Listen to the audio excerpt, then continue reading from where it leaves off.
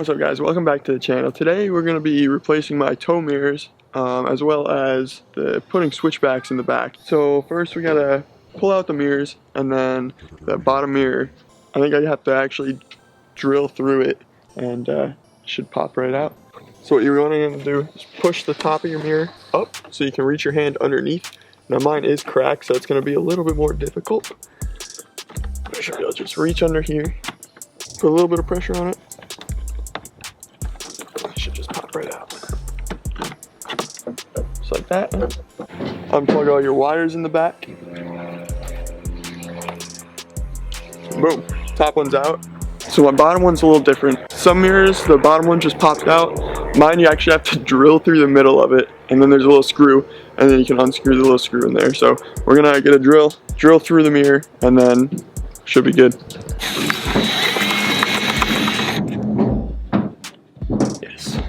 Alright, so inside this hole now, we have a little screw. So we're just going to unscrew that, and then the bottom mirror should come right out. Just like that.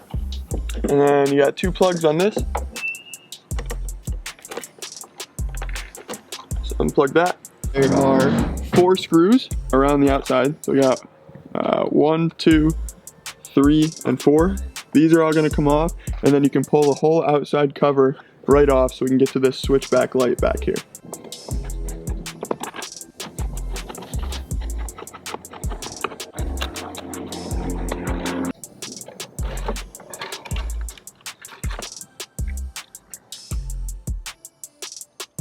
Unplug your little spotlight wire. This comes right off. You have a Phillips here and a Phillips here, and take those out, and then we should be able to slide this switchback light right out of here.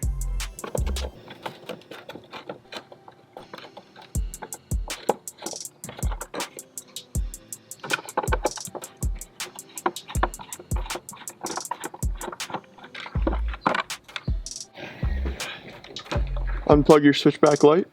So as you can see, I got the light out. There's a light. So basically what made it easier for me, there was another screw. There's another screw in there. And so I just took that out, and then the whole back kind of becomes pretty flexible. As you can see, I can kind of wobble this all over, and it allowed this to slide right out. It made it way easier than trying to finagle it.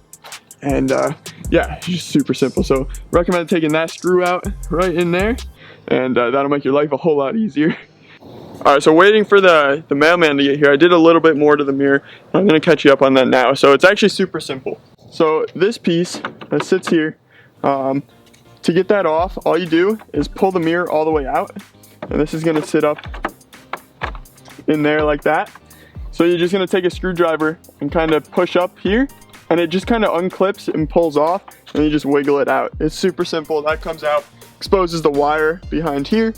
So when you pull that off, you have access to the wire here, which if you are like me and only when you had the old light on here, only the signal worked, you're gonna have to run a wire all the way down in through your door, which I also went ahead and pulled my door panel off as well. As you can see, I pulled my door panel off because your mirror wire runs right through here, and mine, which yours might be a little bit different, mine, the harness comes right into here, and I plug right into this little harness here. Yours might be a little bit different. My reverse dome light wasn't even plugged in. That's just how I bought the truck. So the door panel was actually really easy to take off. It was a few access covers and a few bolts, and then the rest of it was just like a bunch of clips, and it kind of came right off. I was actually pretty surprised. So what that does is gives me access to the harnesses that I'm gonna need to tap into when I put in my new switchback. I'm still waiting for the new switchbacks to get here. Hopefully mailman gets here pretty soon. I've been waiting all day. It was supposed to get here yesterday, but it got delayed. It's because my tow mirrors were signal only. I'm gonna have to run a wire to my fuse box with a fuse tap and hook into my fuse box that way. That way my daytime running lights come on, which is what the switchback's supposed to do. Alright guys, so Boost Auto just showed up. This is what we got in the mail from them. We got the 2 top mirrors, 2 bottom mirrors, wires that hook into them. We got all the wiring harnesses, the 2 mounts for the lower mirrors, fuse tap, and a few little stabilizers, and 2 connectors to go from my old harnesses to my new harness. And then we also have the switchback lights that we're gonna throw in as well. So we're gonna get all this opened up and I'll meet you guys outside. Yeah, so we just opened up these switchbacks. This is what we got. We got the right light and the left light. So we got our right and left. It is labeled on the back, so this is the left. Just gonna wanna slide this on in there. Kind of pull back on this to help you out. Just work with it for a little while until you get it back in there. Just like that. Perfect. And then you're just gonna put your 2 screws in. That's all that holds it together. Make sure everything's pushed together.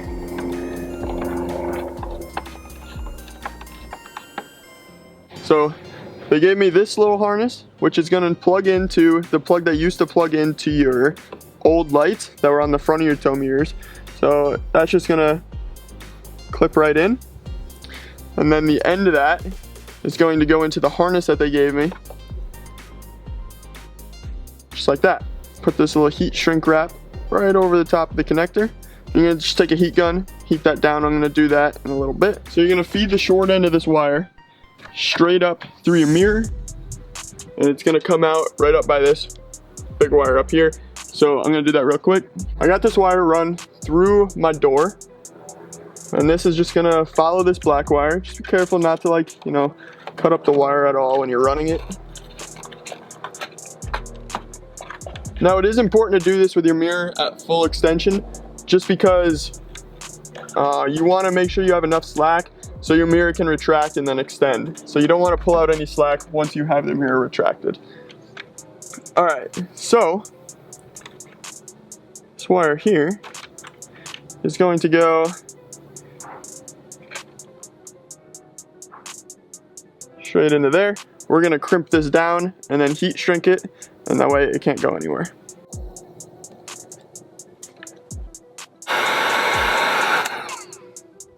Now I'm just going to plug this into the switchback. Clip in. All right, so right now we don't have the daytime running lights hooked up, but we do have the turning signal. So I'm gonna turn on the flasher and see if it works. So now we just have to run the wire for the daytime running lights all the way underneath the inside of the truck, and then we gotta go through the grommet underneath over by the ECM. This wire right here is going to hook up to this, and we got to run this orange wire all the way underneath the truck to right behind the brake pedal, and then we can go out a grommet to the engine bay. So I'm just going to go ahead and run that wire. I'll show you guys where I put it through.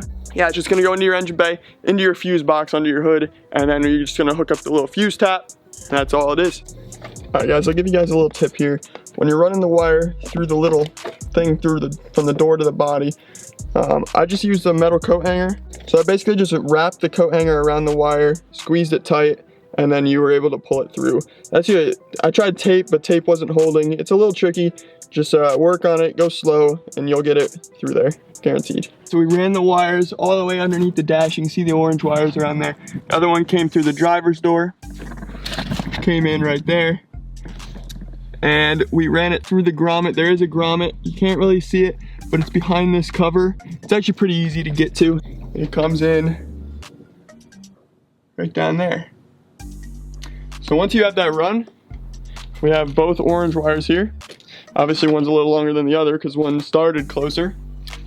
We're gonna crack open this fuse box and put in the fuse tap 2.